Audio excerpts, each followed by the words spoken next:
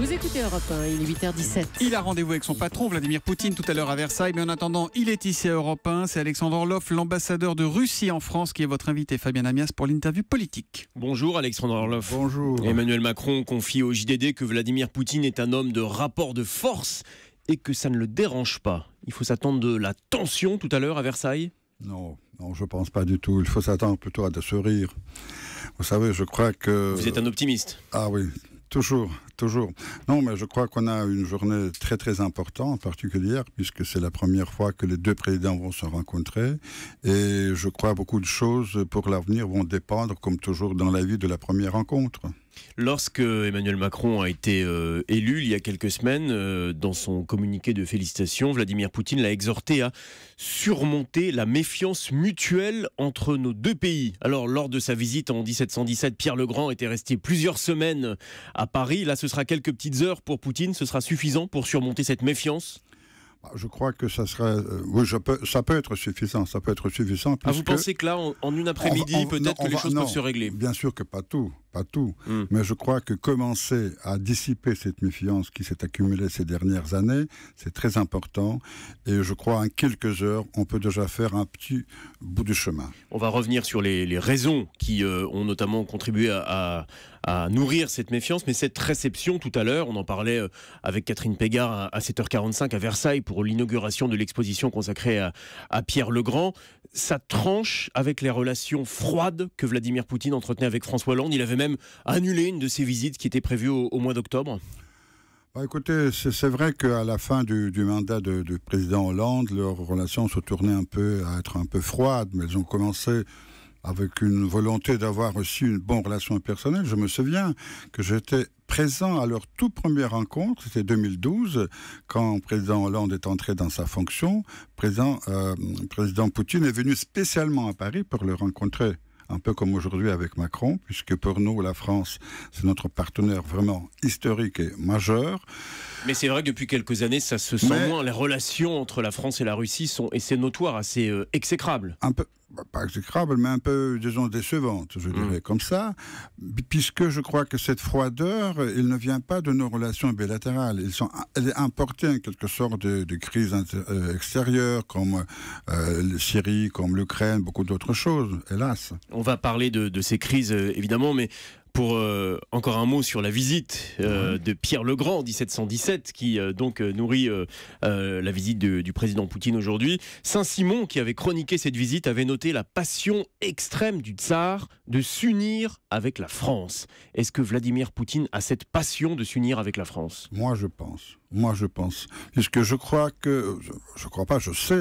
sais que le président Poutine admire Pierre le Grand. Pour lui, c'est un modèle, c'est un grand empereur de la Russie qui a complètement changé la nature et l'histoire de la Russie. C'est lui. Et qui avait tourné la Russie vers la modernité et vers l'Europe. Il avait fait le choix de l'Europe. Et vers l'Europe, tout à fait. C'était le premier monarque russe qui s'était placé en dehors des frontières.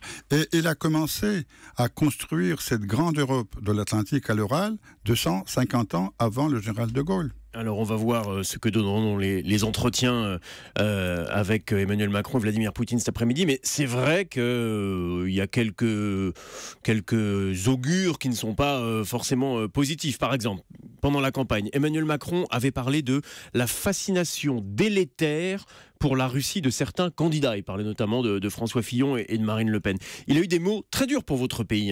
Leurs valeurs ne sont pas les nôtres. Ça, c'était face à Marine Le Pen dans le débat d'entre-deux tours. Comment est-ce qu'on peut surmonter cela ? Écoutez, moi je pense que c'est vrai. C'est vrai que les valeurs sont peut-être pas tout à fait les mêmes, puisque les valeurs du président Macron, de la France d'aujourd'hui, ce sont les valeurs libérales, tandis que la Russie a actuellement plutôt des valeurs conservatrices. Mais le fait de voir des valeurs différentes, c'est pas du tout contradictoire. C'est pas une raison pour se faire la guerre. On a le droit de voir ces valeurs. C'est au nom de ces valeurs conservatrices que Vladimir Poutine avait reçu Marine Le Pen. On a beaucoup dit que Marine Le Pen était la candidate du président Poutine pour cette élection présidentielle. En tout cas, les images peuvent le laisser penser. Non, si vous le dites, c'est que l'ambassadeur de Russie en France est vraiment mauvais. Parce que je crois que quand même on a donné nos pronostics, nos analyses, et ces analyses disaient bien que Marine Le Pen, avec toute la sympathie qu'on peut avoir pour elle, ne pourrait pas être présidente. Mais pourquoi dans ce cas-là, Vladimir Poutine n'avait-il pas reçu Emmanuel Macron ? Il avait eu des mots aimables pour François Fillon, il a reçu Marine Le Pen, mais pas Emmanuel Macron. Parce que Emmanuel Macron n'a pas demandé d'être reçu comme Marine Le Pen. On ne peut pas imposer, si vous voulez, des rencontres à des gens importants, surtout pendant la campagne électorale. Donc Marine Le Pen n'était pas la candidate de Vladimir Poutine ? Elle n'a pas été candidate de Vladimir Poutine. Elle était une candidate française. Au-delà de Vladimir Poutine, il y a certains médias russes qui ont lancé de violentes attaques contre Emmanuel Macron pendant la campagne. L'agence Sputnik News qui parle d'un homosexuel caché, de lobby gay. Une grande chaîne russe, la chaîne NTV, qui parle de la dynastie des banquiers dont serait héritier Emmanuel Macron. Est-ce que vous cautionnez ces attaques ou est-ce qu'elles doivent cesser ? Non, pas du tout. Je ne cautionne pas du tout ces attaques. Je crois qu'elles doivent... D'ailleurs, elles sont déjà cessées depuis quelque temps, depuis longtemps. Mais quelles sont, disons, les raisons pour, je dirais pas des attaques, mais plutôt des spéculations qu'on a eues dans la presse russe, puisque pour les Russes, Emmanuel Macron était un inconnu. Ils ne savaient rien de lui. Et nous avons entrepris des démarches auprès de son équipe pour organiser une interview d'un grand journaliste russe auprès d'Emmanuel Macron, qu'il puisse parler aux Russes pour qu'ils le connaissent mieux. Ça n'a pas marché. Et alors, les journalistes russes se sont rabattus sur des hommes politiques français qui étaient, hélas, dans l'opposition de Macron. Mais il n'y a vraiment rien de mauvaise volonté derrière. Et il y a les médias, mais il y a aussi, et Didier François l'évoquait dans le journal de 8 heures, les cyberattaques. En tout cas, c'est ce que ont dit les hommes de l'équipe d'Emmanuel Macron. Tentative de déstabilisation par une puissance étrangère, ça c'était Richard Ferrand pendant la campagne. Vous reconnaissez qu'il y a eu des tentatives de piratage ? Non, sans doute que non. Il a dit par une puissance étrangère. Vous savez, dans le monde, il y a beaucoup de puissances étrangères. Donc la Russie n'avait rien à voir à ça ? Non. Et jamais, ces attaques n'ont jamais été prouvées. D'ailleurs, dans le cyberespace, c'est très difficile de définir d'où est partie l'attaque. Il y a beaucoup de gens, des escrocs. On a eu récemment une attaque contre des banques, contre les compagnies. La Russie est victime aussi de ces attaques. Bon, ce sera sans doute évoqué, en tout cas tout à l'heure à Versailles. C'est un des sujets qu'ils ont évoqué, sans doute. Et parmi les dossiers qui seront très certainement évoqués, il y a les dossiers diplomatiques, évidemment.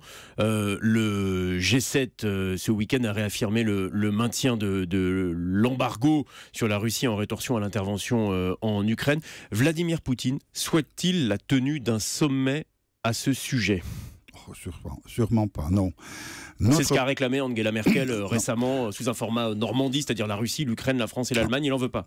Non, je peux vous dire que les Russes, que ce soit le président ou le ministre, ne parlent jamais des sanctions.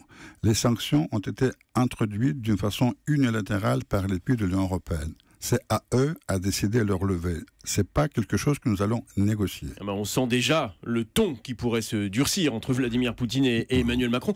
On l'entendait, nos agriculteurs, on l'entendait sur Europe ce matin, sont également pénalisés par les mesures de rétorsion de la Russie contre cet embargo sur les produits agricoles. On parle d'un manque à gagner autour de 400 millions d'euros. Dans un geste de bonne volonté, Vladimir Poutine n'est pas prêt aujourd'hui à lever ces mesures de rétorsion ? C'est quelque chose qui doit être réglé d'une façon réciproque, vous savez. Et moi, j'ai rencontré les représentants des agriculteurs français et je leur ai dit que certes, il y a des embargos contre certains produits agricoles, mais il y a aussi de la place pour la coopération dans ce domaine. Autre sujet qui peut fâcher entre les deux hommes, la Syrie, évidemment. La position de la France sur le conflit syrien, elle est claire. Bachar el-Assad n'est pas légitime et ne peut se maintenir à la tête de son pays. Emmanuel Macron l'a réaffirmé pendant sa campagne. La Russie peut-elle évoluer sur ce point ? Elle ne peut pas sur l'Ukraine, est-ce qu'elle peut sur la Syrie ? Moi, je pense que Emmanuel Macron est quand même beaucoup plus souple sur la Syrie, comme vous le dites. Mais là, il s'agit de savoir si Vladimir Poutine peut être souple, lui aussi. Écoutez, oui, sans doute qu'il peut être souple. Mais je crois que la solution en Syrie passe par le choix des Syriens eux-mêmes de leur futur président. Est-ce que Bachar doit partir ou pas ? On verra à la fin des élections qui doivent être préparées par nous tous et tenues dans un délai plus ou moins rapproché. Mais vous savez que l'Europe et la France, là il s'agit d'une position française, exigent le départ de Bachar el-Assad, qu'elle en fait un préalable à toute discussion. C'est pas mon impression. Je crois qu'il y a quand même une certaine évolution dans le bon sens et pour nous, actuellement, le vrai ennemi, le vrai adversaire, c'est le terrorisme. Il faut d'abord battre Daesh et Al-Nusra, et après, on pourra régler la question des élections et voir qui sera futur président de la Syrie. Emmanuel Macron, pendant sa campagne, dans un de ses meetings de campagne, c'était à Bercy, avait parlé de camp pour homosexuels en Tchétchénie. Serait-il normal, à vos yeux, qu'il aborde le sujet avec Vladimir Poutine cet après-midi? Il peut aborder sans doute ce sujet comme tout autre sujet, et je crois que le président Poutine va lui répondre que c'est une information complètement fausse, qu'on n'a rien trouvé de ces camps en Tchétchénie. Mais il ne demande pas, le président Poutine, à ce qu'il y ait une enquête pour vérifier ces dires, qui sont quand même ceux de Human Rights Watch, qui sont ceux d'un grand journal d'opposition russe, Novaya Gazeta, qui parle de torture, d'hommes électrocutés. Ça a été déjà fait. Dès que cette information, qui n'est pas tout à fait neuf, est apparue dans ce Novaya Gazeta, nous-mêmes, nous avons fait cette enquête, on n'a rien trouvé, rien. Mais vous comprendrez qu'Emmanuel Macron l'abordera peut-être avec le président Poutine tout à l'heure. Oui, je dis que tout à fait, il peut l'aborder, il aura la réponse, sans problème. Et Emmanuel Macron, est-ce qu'il sera à son tour invité en Russie par Vladimir Poutine? Sûrement. Ce n'est que le début, j'espère, d'une très bonne et longue relation. Merci beaucoup Alexandre Orloff, ambassadeur de Russie en France, d'être venu ce matin en direct sur Europe 1, et à demain matin, Fabien. À demain.